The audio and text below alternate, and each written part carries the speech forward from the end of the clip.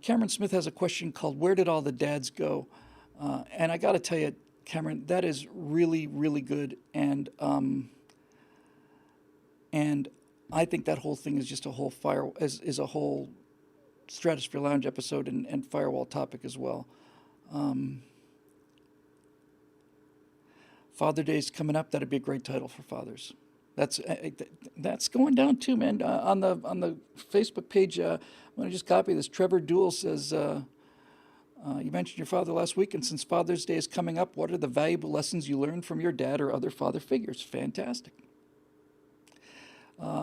In connection with the other work that took up so much of my time last year, with the video games and stuff, which is not dead, it's just simply on hold while I try to maintain a functioning business here. It occurred to me that that one of the great father figures in American pop culture today is Master Chief. I mean, seriously, Master Chief is the father figure for many, many, many young men. It's not the only one, but he's one of them. And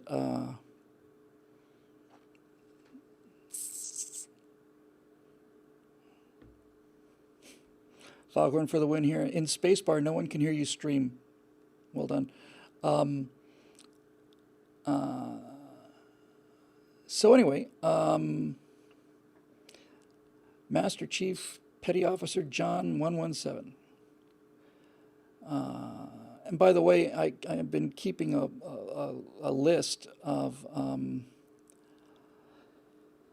things that the left has destroyed. I know the whole Star Wars story backwards and forwards, and a couple of others, but I had not realized that they basically have done the same thing with Master Chief. And I'm not a Halo player. I just, for some reason, it's great. It's an amazing franchise and all of that. I just missed that boat. I just missed it. That's all there is to it. So I never really played Halo, but I know a lot about Halo. The storyline for Halo 2 is just one of the best science fiction stories ever. It's just phenomenal. But switching topics off of the brand name thing, having gotten into the Halo universe, it's pretty clear to me that people are saying that in this last Halo, Cortana now is, she's drawn much more masculinely, and she's basically gone from aiding Master Chief to now she's trying to take over the universe, and she's kind of this kick-ass woman, kind of Captain Marvel kind of thing, and they're complaining about that too, I mean, it used to be a love interest for this guy. Now it's an enemy. And which really means, honestly, what the left is really doing is they're making Master Chief the enemy. And I see people say things about Master Chief that's just that's the kind of comments you would make about your dad. Yes, Cortana, as I understand it, is a hologram bound to a projector, but that's why it's an interesting love interest. But if you look at how Cortana was drawn in Halo 4 versus Halo 5, I think those are the correct numbers. They've had lots of different versions with different names. You'll find that the latest version of her is much more masculine, muscular, tough. The previous versions, she was much more feminine, and now she's also become a criminal mastermind, apparently. So once again, we're going to push our philosophy on you, whether you like it or not.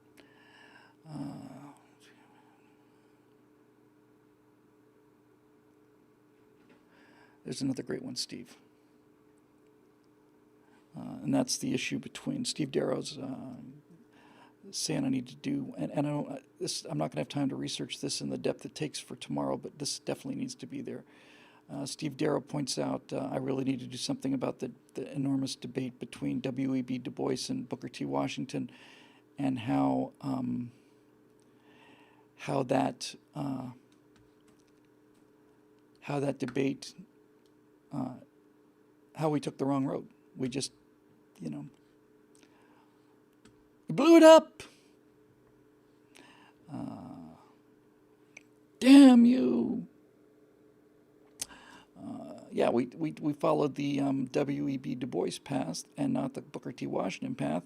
I've made that case several times on this show, but he's right. It's something like 98% of the people out there don't know this story, and they need to know that story. It's a very good idea. Oh, somebody's coming up with details about Cortana. Anyway, I don't know. In any event, it's been a pretty disjointed show, more so than usual, I guess. So I